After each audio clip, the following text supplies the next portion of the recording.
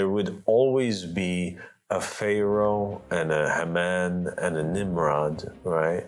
And an Iblis that these verses would apply to, even if their names were not Pharaoh, Haman, Abu Lahab, etc. Right. Do you understand? It's the characters. The characters. The characters, they serve as these types of archetypes, that would exist in every day and age.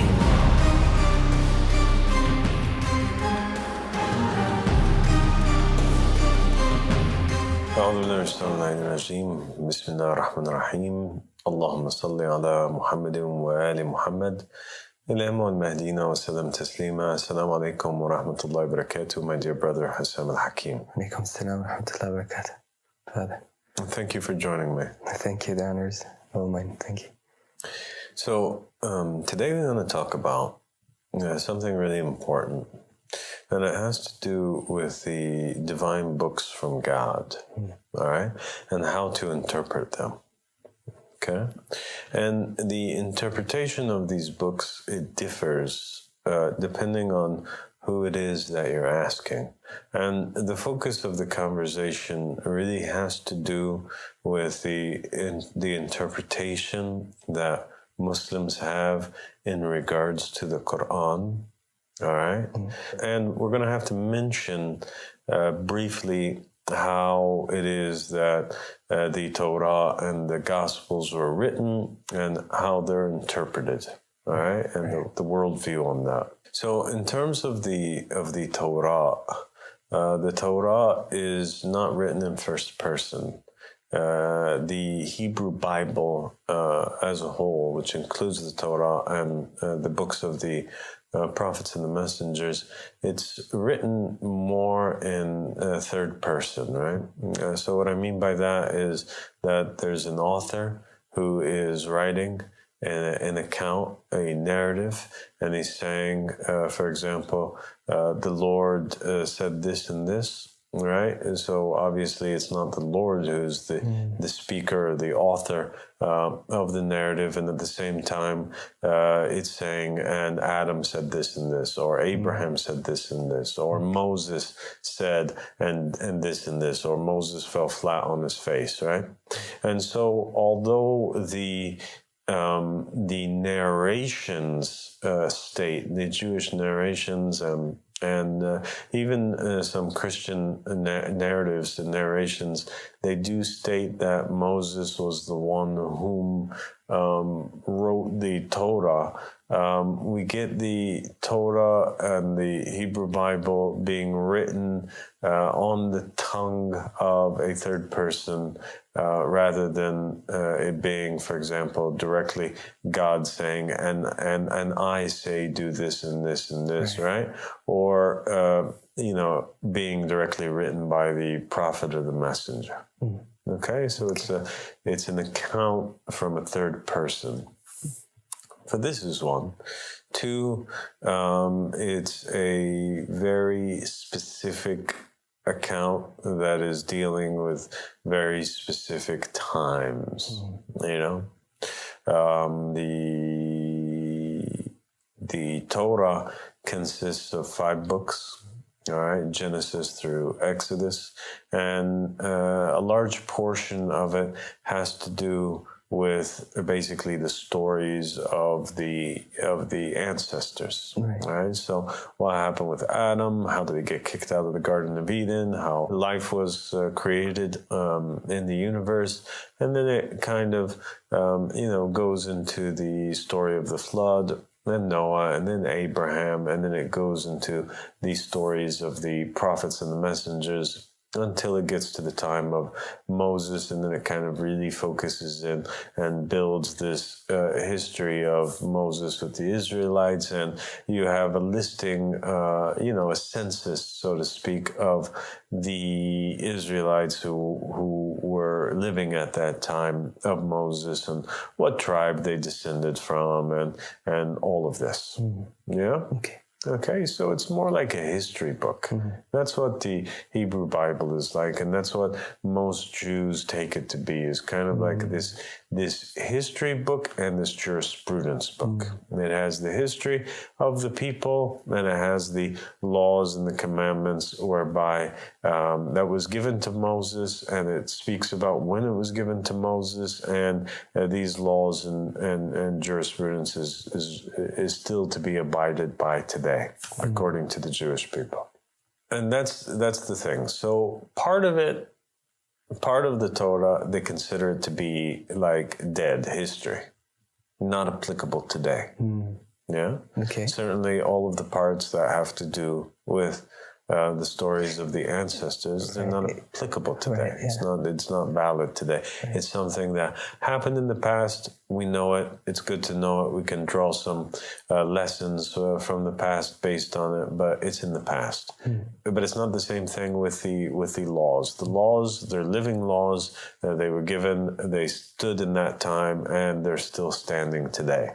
And I mean specifically the laws that were given to Moses, all right, for the Jewish people. Now, then the Gospels come along, okay, and for Christians, the Gospels are written in a language that is not native to the language that Jesus and his companions spoke, basically. I mean, they were speaking Aramaic at the time, and the Bible is all written in Greek, right?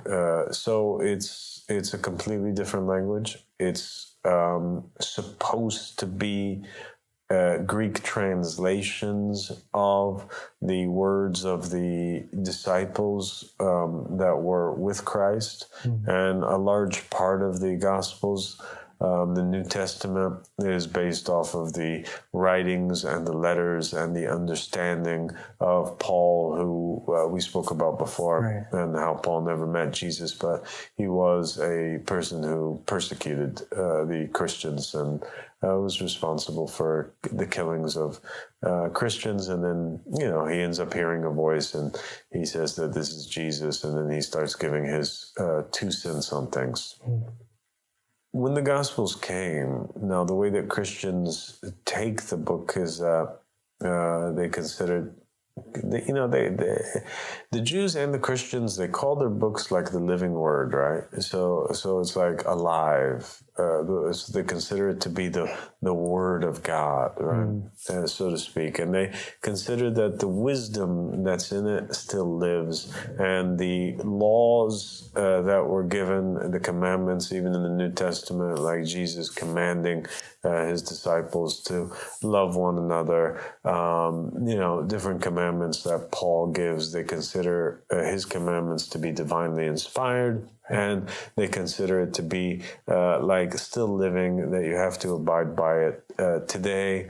But they consider the New Testament to kind of invalidate the Old Testament. The Old Testament for them in full dies with the birth of the New Testament. So it's the Old Testament no longer is the living word of God. There's a new living word of God, and that is the New Testament. And so the Old Testament is invalid, but they continue to keep it there as a supplemental proof or evidence of the fact that the prophets and the messengers before had foretold that the Messiah was going to come. And so there's a lot of evidence in there, parallels that they see, prophecies that they interpret to be talking about Jesus Christ. And so for that reason, they leave it in there. But in terms of a historical narrative and in terms of the commandments and laws, it's dead. It's no longer required. It's no longer needed. Do you understand? Yes, clear. Okay. Also, the New Testament is written in third person. So it's written about Jesus, but it's not written by Jesus. Nothing in the entire Bible is written by Jesus firsthand. Right. Yeah.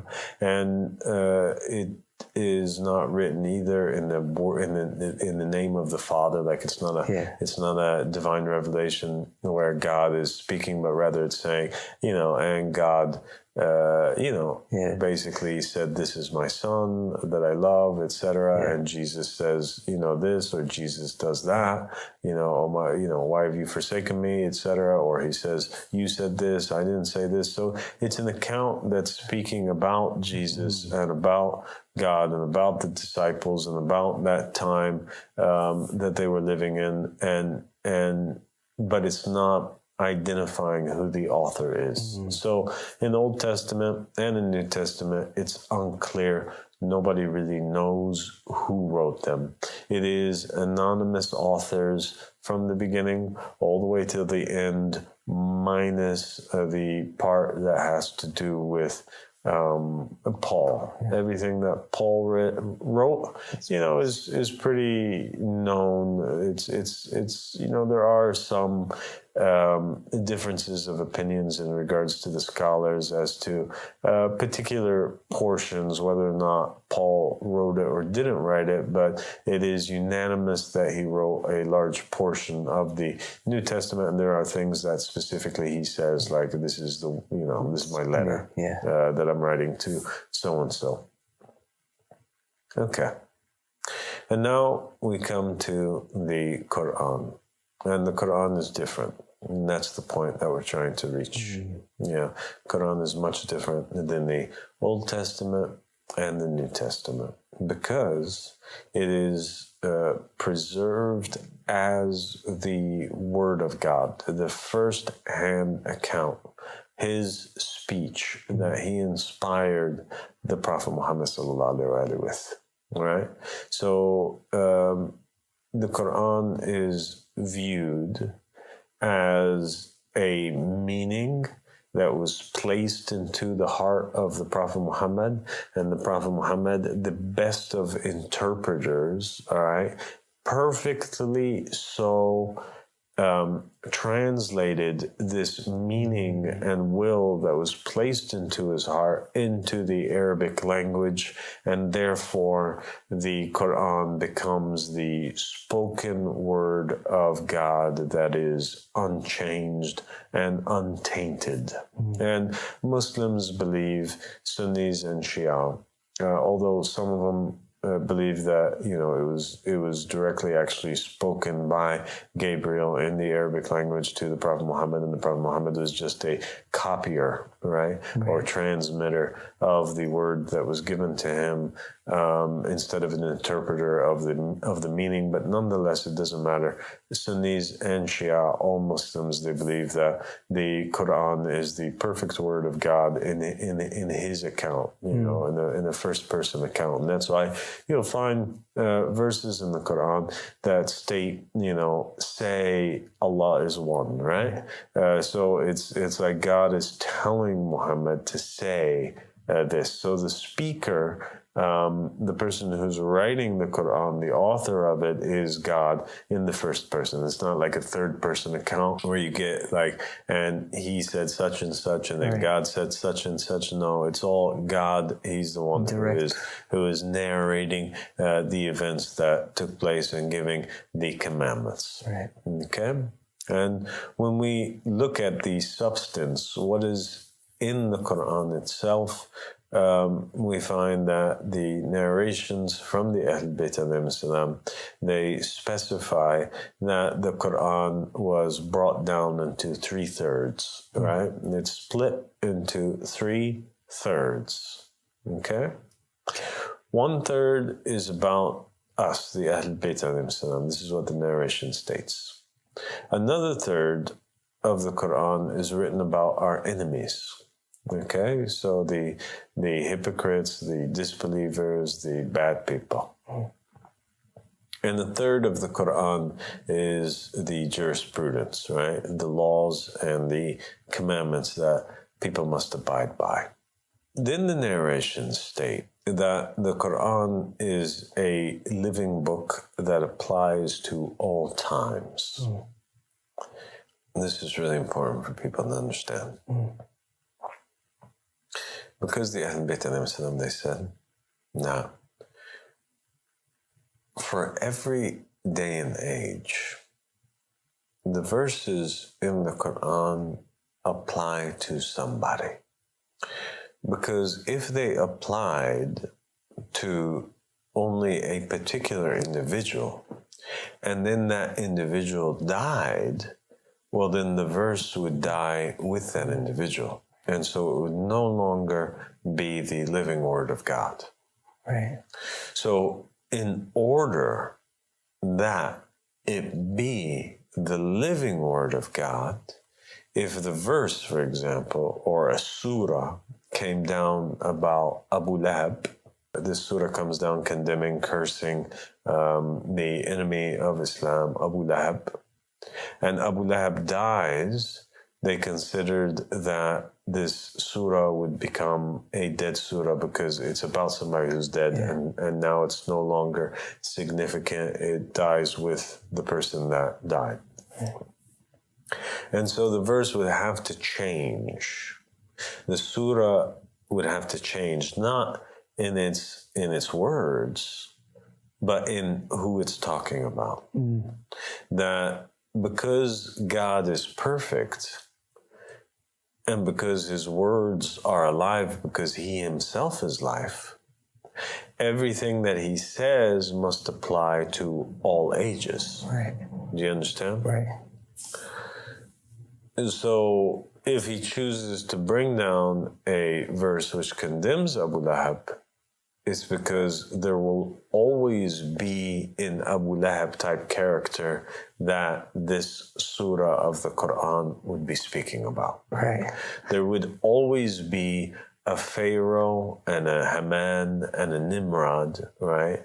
And an Iblis that these verses would apply to, even if their names were not Pharaoh, Haman, Abu Lahab, etc. Right. Do you understand? The characters. The characters, they serve as these types of archetypes, that would exist in every day and age. And as such, the verses that came down concerning the Prophet Muhammad sallallahu alaihi wasallam, if these verses died with the Prophet when he dies, right, and they don't apply to Imam Ali alayhi salam after him, and then apply to Al-Hasan and Al-Hussein after him, right, then these verses of the Quran would die with the Prophet Muhammad, and that would be 2/3 of the Quran now that would be pointless. Right, because it's... What's the point of it? There's no point of it anymore. It's talking about characters that have gone, and so that experience that the Muslims had at the time of the Prophet Muhammad, when they had these verses that were living, that were speaking about events that were ongoing around them, would be lost forever. It's like God's words is like only limited to a specific time. It would only be limited to a specific time, and that's not possible with God, because God, just as he was alive in the time of the Prophet Muhammad, he's alive today, right? And so if these verses went away with the going away of the Prophet Muhammad sallallahu alaihi wasallam, then it would necessitate that God is constantly renewing the Quran with new verses, and that it would be an ongoing thing until the Day of Judgment.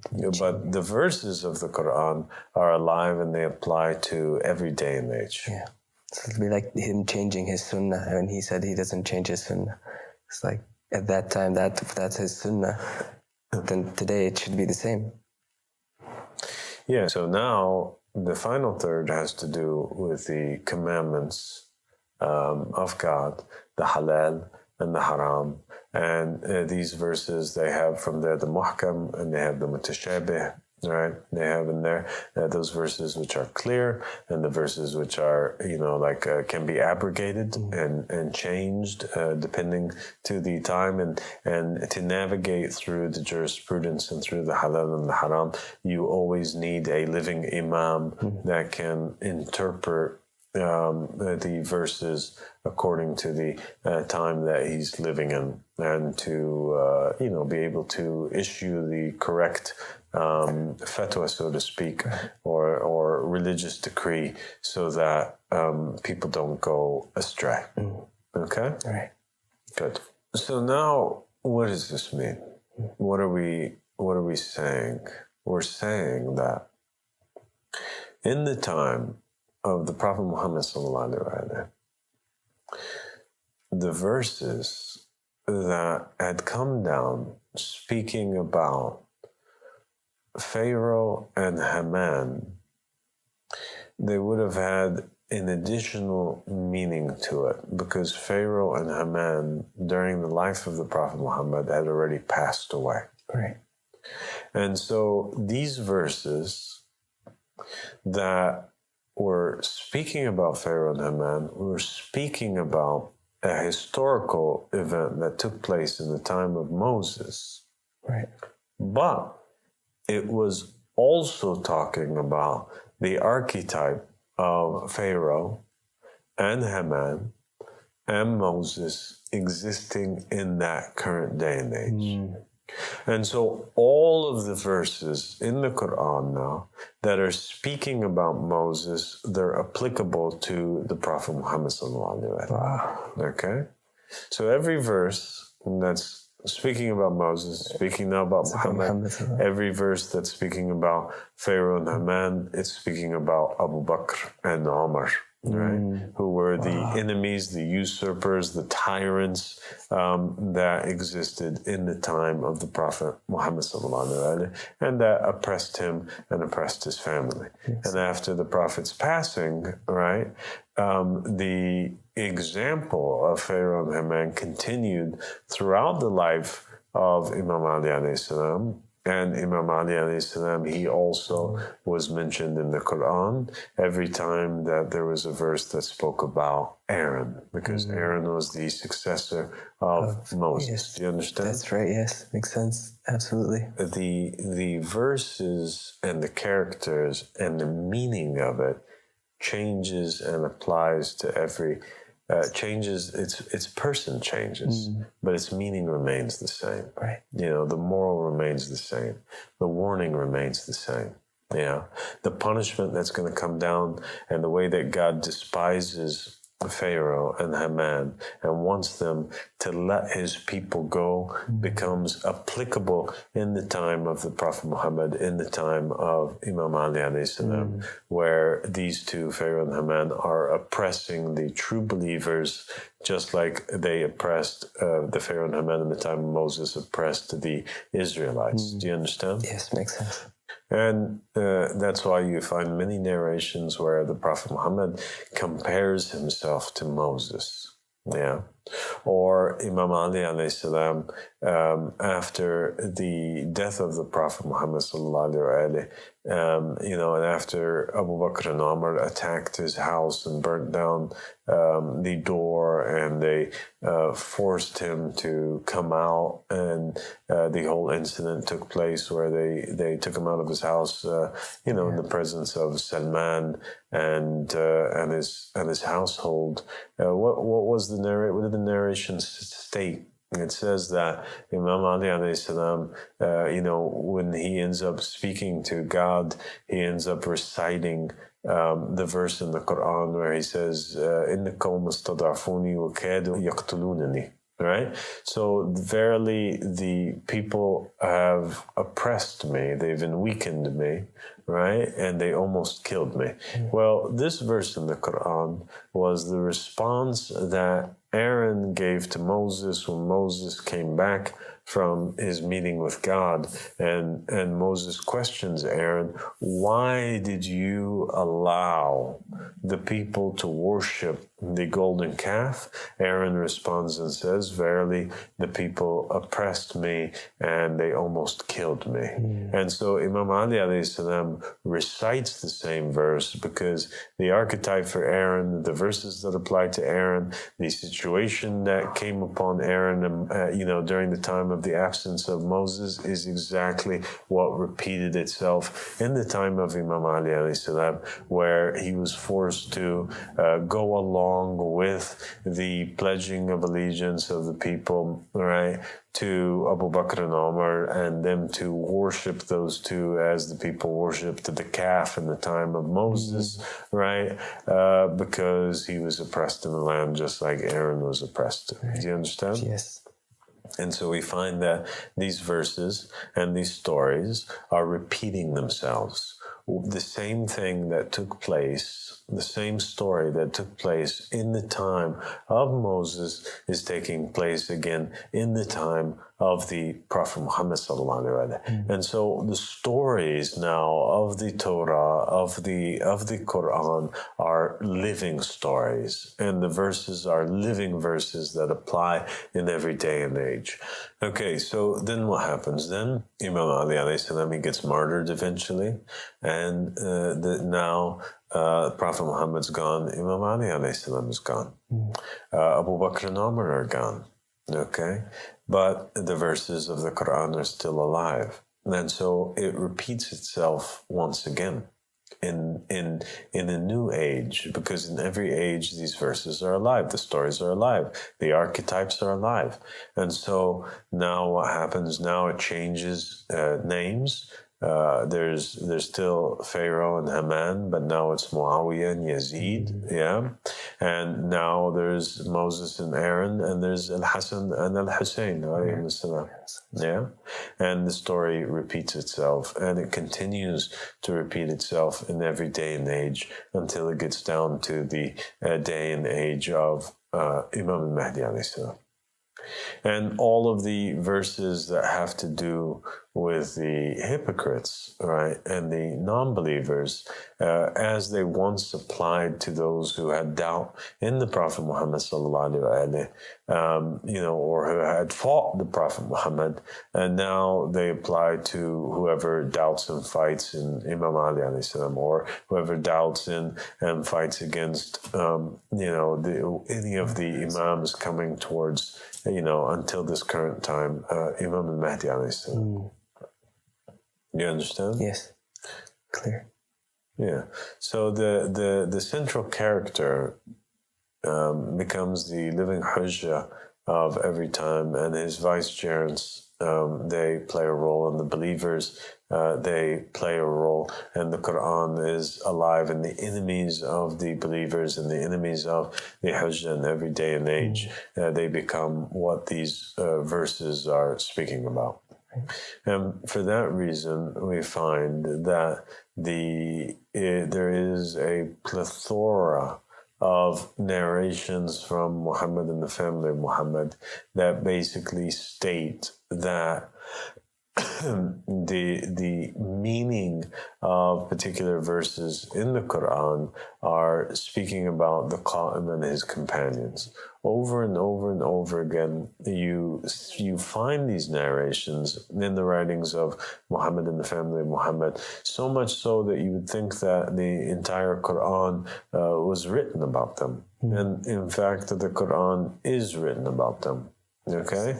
And so you would have verses like إِذَا جَاءَ نَصْرُ اللَّهِ وَالْفَتْحِ, if the victory of Allah, and the opening comes. Well, this verse came down, and it was when the Prophet Muhammad sallallahu alaihi wasallam had opened Mecca, yeah, and so the Prophet was victorious in the time of Imam Ali alayhi salam. When he was victorious in certain battles, this also would have been applicable to him. And in the times of the Imams that were oppressed, the Ahl Bayt alayhi salam state in the narrations that the fulfillment of these surahs in their time was delayed until a future time, which was the time of the Qaim and his companions. Okay, does that make sense? That makes a lot of sense. It's like these archetypes have to exist. These archetypes have to exist.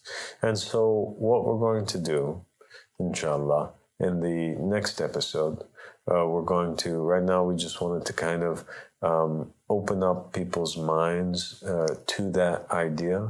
And in the coming episode, what we're going to do is we're going to specifically show narration after narration after narration how the Ahl Bayt alayhim salam had stated that these verses apply to people in this particular day and age. That's great. That's amazing. God bless you. Thank you, Hassan, for joining me. And we'll stop there. And inshallah, we'll meet again. Okay, thank you so much. Assalamu alaikum.